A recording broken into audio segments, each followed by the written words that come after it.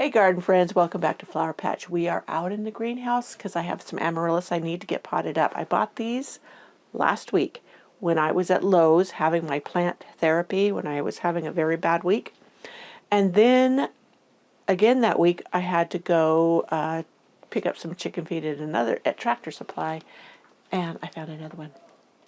And this one is actually called Christmas Gift, and it's a white one too. And look, it looks like it's putting on a bloom already. So I've got to get these planted, and I usually keep them in my office because that's where I enjoy them.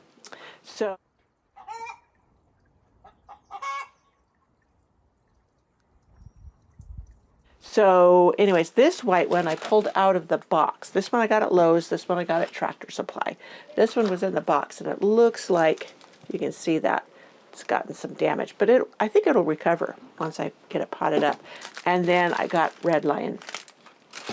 Now, the ones that I took into the basement to put into dormancy, they will stay in there till December. And then I will bring them out, and then they will probably bloom in January. Or January, early February. Whereas these should, well, this one's already starting to bloom. So these should give me blooms before that date. And then I will just have a continuation of blooms. Now, I know one or two of them that I put in the basement are apple blossom. They're a pink and a white. And I think the other one is a white or a white with red.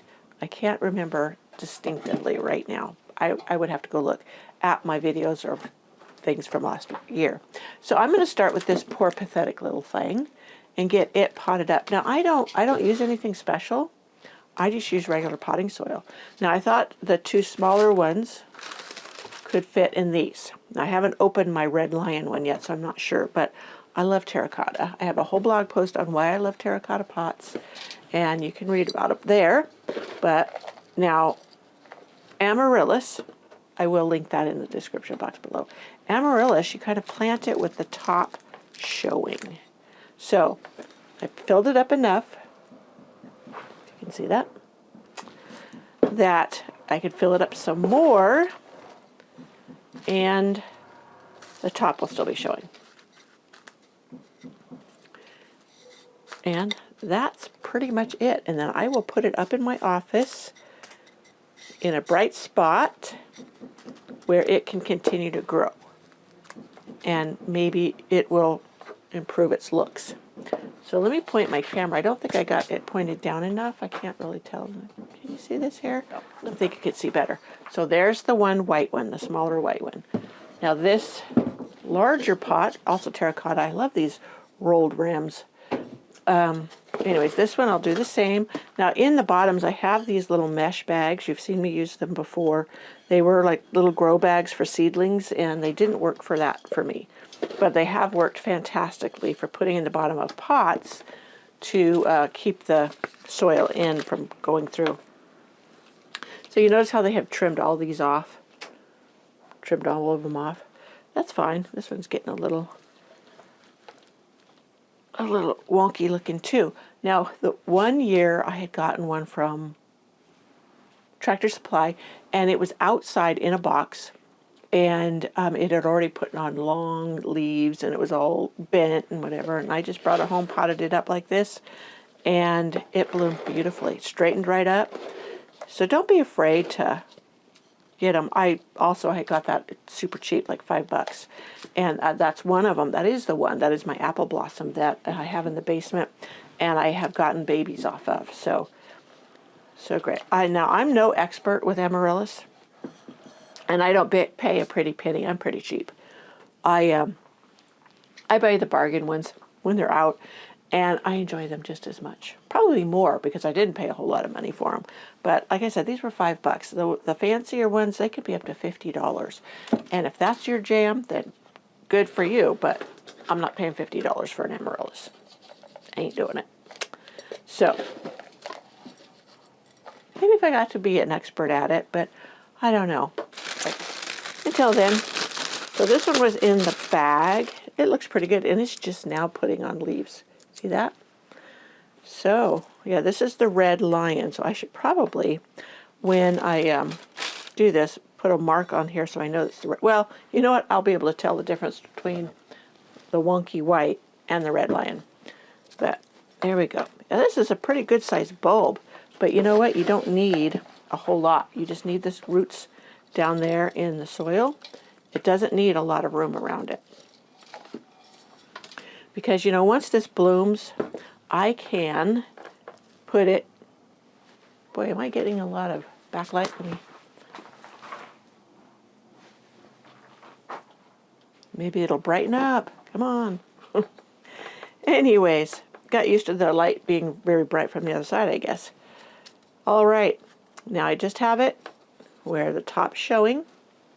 See that? And I will wait. I will water these once I get them up into my office, and I'll make sure they have a catch tray underneath. And then I will show you where I put them in place. Now, after they have bloomed, I just let them sit around in the office. Sometimes they'll put on 3, 4, 5 blooms. This one says it'll at least do 3 blooms on here. I've had them rebloom. I have a chiropractor that I go to, and he loves Amaryllis. And what he does is, after they've bloomed, he sticks them immediately in a dark closet for 6 weeks.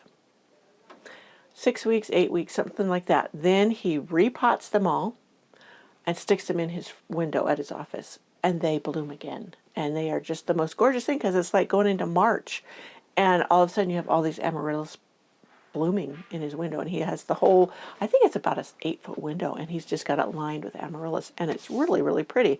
I did not know you could get them to rebloom that quickly, but you can, because he does. So I don't know if that's good for them or bad for them, whatever. I just know that he's done that. So I normally just let them be. When it comes summer, I put them out in kind of a dappled shade and let them be all summer. And they get watered, they, you know, what have you. Some say not to water them. I think I was on one of these boxes that said not to water them. Let me see. Okay, after flowering, water and fertilize regularly. When leaves start turning yellow, water only as needed until foliage dies. Maintain amaryllis indoors or berry pot in semi-shade outside when frost danger has passed. Dig up just before frost. Let dormant amaryllis remain dry through summer. Mine aren't dormant in the summer because they still have leaves. So in fact, I had put them, like you said, you watched me put mine into the basement, and they were full of leaves. So in the basement, I don't water them, and they will be, the leaves will dry back, and then I'll pull them out. I will most likely then pot them up again, repot them, so they have fresh soil, and then bring them on in the house, just like these got repotted.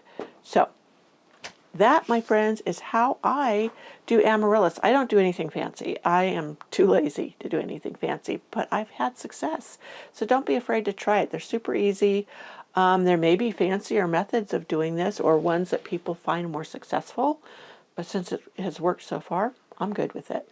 So I will be sure when I bring my ones out of the basement and I'm going to repot them and do them, I will be sure and bring you along on that excursion, and we'll see how it works. I'll even see if I have any little baby tubers, bulbs, whatever they call them, and to pot on. I know I had a couple that I did last year from the parent plant. It could happen again. So I hope this quick little video was helpful, and that you'll come on back for my next video. See you then. Bye.